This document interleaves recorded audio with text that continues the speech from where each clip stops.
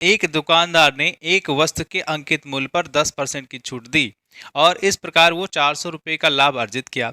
यदि वह वस्तु को 20% छूट पर बेचता तो उसे लाभ के रूप में 330 रुपये अर्जित होते।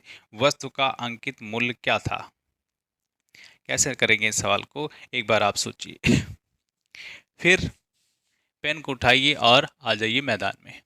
कह रहा है 10%, कितने का छूट दे रहा है? 10% की छूट।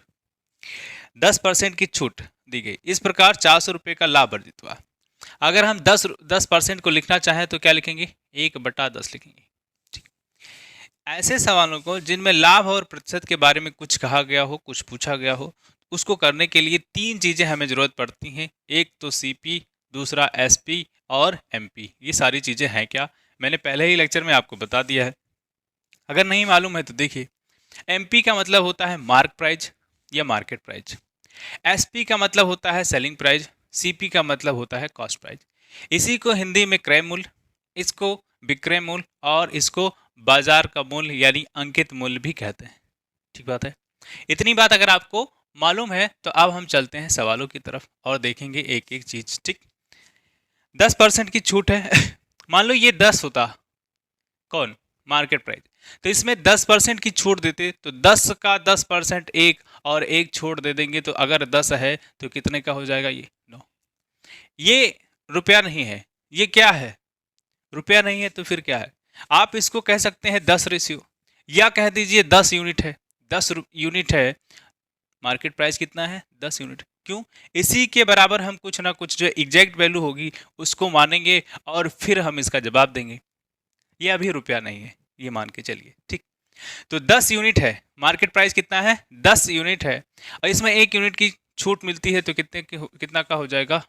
9 यूनिट का। ठीक, अब यहाँ कुछ प्रॉफिट हो रहा है, तो प्रॉफिट कितने का होगा? देखिए, कॉस्ट प्राइस से सेलिंग प्राइस में जो अंतर होगा वही या तो प्रॉफिट होगा या तो हानि होगा। अगर कॉस्ट प्राइस से सेलिंग प्राइस ज़्यादा है तो प्रॉफिट, अगर कॉस्ट प्राइस से सेलिंग प्राइस कम है तो लॉस यानी कि हानि। ठीक बात है। अब यहाँ कितना हो रहा है? कितना हो रहा है देखिए तो सही, सवाल में कितना दिया है? 400।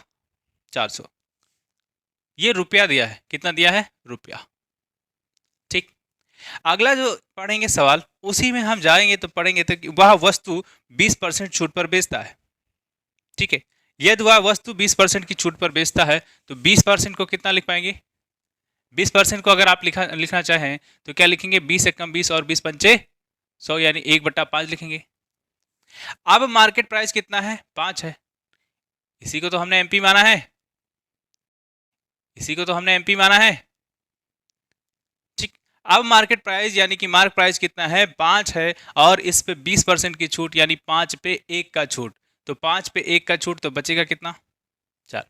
5 की क्वांटिटी थी और हमने 1 की छूट दे दी तो कितने में बेचेंगे? 4 में बेचेंगे। ठीक, 5 यूनिट था, 4 में बिका। अब फायदा कितना हुआ? अब फायदा कितना हुआ बताओ तो? अब फायदा हुआ है 330 का। अब फायदा कितने का? 330 रुपए का। ठीक, अब देखिए तो सही, कुछ इसी से हम गुणा भाग करेंगे और सवाल का जवाब देंगे। जब एक ही चीज है, जैसे ये मार्कर की अगर हम बात करते, इस मार्कर की, तो अगर हम एक बार 10% का छूट दे रहे हैं, एक बार 20% का छूट दे रहे हैं, तो देखिए क्वांटिटी तो एक ही है, राशि तो एक ही है। जब एक ही चीज की बात हो रही है तो कोई दिक्कत वाली बात ही नहीं है। यहाँ 10 है, यहाँ 5 है, तो गड़बड़ बात है। तो इसको हम क्या करेंगे? इसको भी, इस 5 को भी 10 बना लेंगे। तो 10 बनाएंगे कैसे? 2 का गुणा करके। अब कितना हो गया? 5 दूनी 10। इसी का ये साथी है तो इसमें भी 2 का गुणा करेंगे। कितना हो गया? 4 दूनी 8। सिर्फ रेशियो में गुणा करना है, रेशियो में गुणा करना है। क्यों कर रहे हैं? क्योंकि रेशियो कट जाता है, कट जाएगा तो उतना ही बचा रह जाएगा जितना है, 4/5 का। ठीक है, अब बात सुनो, कास्ट प्राइस भी तो सेम ही रहेगा। अगर इस मार्कर को बनाने में 40 रुपया या 20 रुपया लगता है तो वो हमेशा उतना ही लगेगा, है ना? ठीक है, चाहे हम कम छूट दें या ज्यादा छूट दें तो कास्ट प्राइस में भी उतना ही रहेगा। ठीक, अब इसमें देखिए, जब पहले पहले 9 रुपए या 9 यूनिट में बेचता था तो उसको 400 रुपए की प्रॉफिट होती थी। अभी कितना हो गया ये? अब ये हो गया आपका 8। और जब 8 हो गया तो कितने का प्रॉफिट हो रहा है? 330 का प्रॉफिट हो रहा है। यानी अब उसका फायदा कितने का है? तो 9 से इसमें जाओ तो कितने का नुकसान है कि फायदा है? बताइए। अब इसका नुकसान हो रहा है कितने का? 1 यूनिट का। लेकिन भैया ये नुकसान इधर देखो, ये 400, इसमें इसका और इसका अंतर कितना है? 1 यूनिट का, 1 यूनिट का। इसमें और इसका अंतर देखो, तो ये 400 है, ये 330 है, तो कितना हो जाएगा? 70 का। यानी एक यूनिट या एक रेशियो बराबर कितना? 70। एक रेशियो बराबर कितना? 70। तो ये कितना लिखा है? 10। इसी में आप 70 का गुणा कर दो तो कितना हो जाएगा? 700। 700 क्या है? ये एमपी है, यानी कि मार्क प्राइस है, मार्क प्राइस। अगर सेलिंग प्राइस पूछता तो कितना हो जाता? 9 7 63, 630, 630 हो जाता। ठीक है। अगर कास्ट प्राइस पूछता तो कितना हो जाता? इतने का वो प्रॉफिट ले रहा है, इतना, इसी से इतने को घटा दो तो कास्ट प्राइस निकल आता। तो हमारे पास इसी इंफॉर्मेशन से अगर हम एक रेशियो की वैल्यू, एक यूनिट की वैल्यू जान लेते हैं तो उसी से सारा जवाब दे देंगे। क्या देंगे? सारा, चाहे वो कास्ट प्राइस पूछे, चाहे वो मार्क प्राइस पूछे या सेलिंग प्राइस पूछे। ठीक है, क्रय मूल्य, विक्रय मूल्य और बाजारू मूल्य या अंकित मूल्य जो भी पूछता है।